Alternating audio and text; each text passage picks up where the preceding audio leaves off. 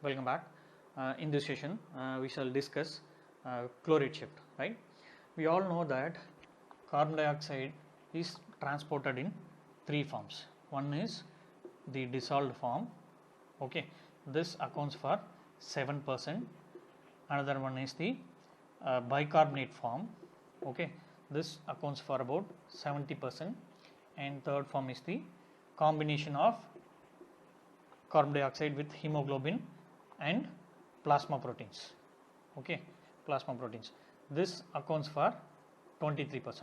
Okay, today we'll stick with the transport of carbon dioxide in bicarbonate form.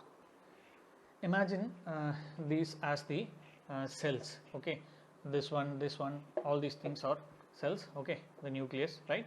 So this is the capillary, tissue capillary, right? These are all RBCs. This one, all these things are RBCs, right? So as blood flows through the tissue capillaries, what happens? Carbon dioxide formed from metabolism within the tissues quickly move across the cell membrane and enters the blood. Okay, as it enters the blood, some amount of carbon dioxide gets dissolved, some amount of carbon dioxide combines with water in the plasma to form carbonic acid, and some amount of carbon dioxide, rather majority of carbon dioxide enters RBCs, right? So after entering the RBC, what happens?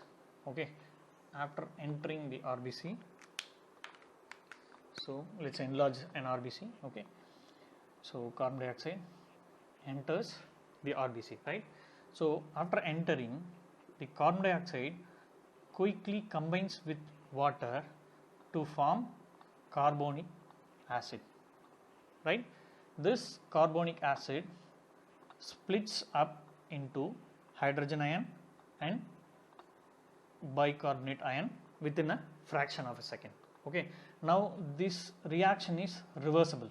Okay, from carbonic acid, carbon dioxide and water can be formed, and from combination of H plus ion and bicarbonate ion, carbonic acid can be formed.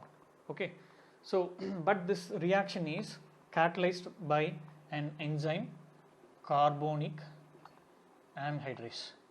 Okay, so because of this enzyme, this reaction is formation of carbonic acid is 5000 times faster within an RBC when compared to what happens in the plasma, right?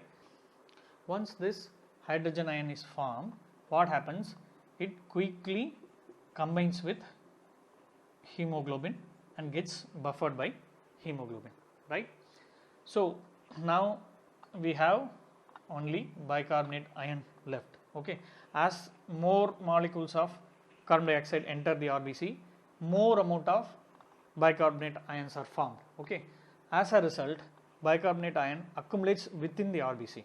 So now what happens? The concentration gradient for bicarbonate ion is to move from inside the RBC into the plasma. Okay, so now this cannot happen without the help of an exchanger called anion exchanger 1. Okay, so what does this anion exchanger do? It helps the bicarbonate to move from inside the RBC into the plasma in exchange for one chloride ion from the plasma into RBC, right? So this phenomenon of exchange of one bicarbonate ion for one chloride ion between RBC and plasma is referred to as chloride shift. Okay, this chloride shift is also called as Hamburger phenomena, named after Dutch physiologist H. Jacob Hamburger. Okay, we need to answer two questions to have a better understanding of Hamburger phenomena. Question number 1. Okay, see, we saw that water plus carbon dioxide combines to form H2CO3. This splits up into H plus HCO3 minus. Okay, this is also a reversible reaction, right? Now within the RBC, okay, the reaction takes place only in forward direction. Okay, the reverse reaction does not take place. Okay, so why only this forward reaction takes place? Why does not the reverse reaction take place? Okay, reverse reaction does not happen. Why? That is question number 1, right? Question number 2, we need to understand what happens to hemoglobin, okay, once it buffers the H plus ions. Okay, so this is question number 2. So to have a better understanding, we need to answer these questions, right? So let us solve question number 1. Our first question is, why does the reaction move only in the forward direction, right?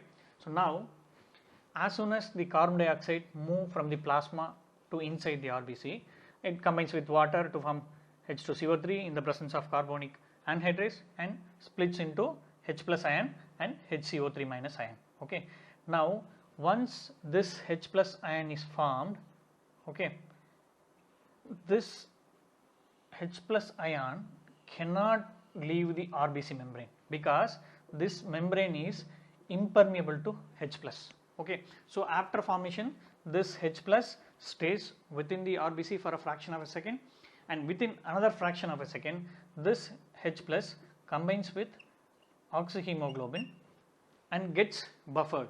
Okay, in the process, deoxyhemoglobin is formed with the release of oxygen. Okay, so because this hydrogen ion cannot freely pass through the RBC membrane, and because it is quickly buffered by this oxyhemoglobin to form deoxyhemoglobin and oxygen, what happens now? The H plus ions are used up. Okay, only bicarbonate ion is left alone, right? Now because there is no H plus ion left to combine with bicarbonate ion, the reverse reaction cannot happen. That is, they too cannot form carbonic acid because there is no H plus ion left. Okay, so this is the reason why the reaction moves only in the forward direction within the RBC and does not happen in the reverse direction. Our question number 2 is, what happens to hemoglobin after it buffers H plus ions, right? So now once this oxyhemoglobin buffers the hydrogen ions, what happens?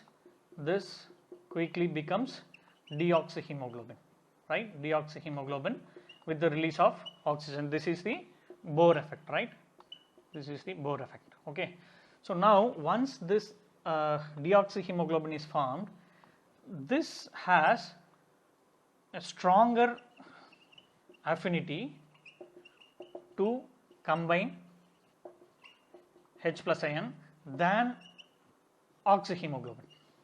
Okay, so simply put, it becomes a much better buffer. The hemoglobin becomes a much better buffer. So now when H plus keep on forming, the deoxyhemoglobin, it can bind with the hydrogen ions much more strongly. Okay, so now this demands continuous production of H plus ions. Okay, now how does that happen? Only by entry of carbon dioxide from the plasma into RBC. So by this process, the deoxyhemoglobin, okay, favors better transport of carbon dioxide from the tissues towards the lungs. Okay, this solves our question number 2. What are all the physiological implications of Hamburger phenomena?